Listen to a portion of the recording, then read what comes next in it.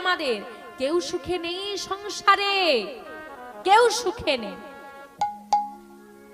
তাই মা মেনে নিতে শেখো, স্বীকার করতে শেখো যে এটা আজ আমার সঙ্গে হয়েছে, এটা আমার ছিল, আমি পরবর্তীকালে এরকম যেন না হয় সেই চেষ্টা করব। মেনে নাও যা হচ্ছে, যেটা আমরা কেউ মানতে পারি না।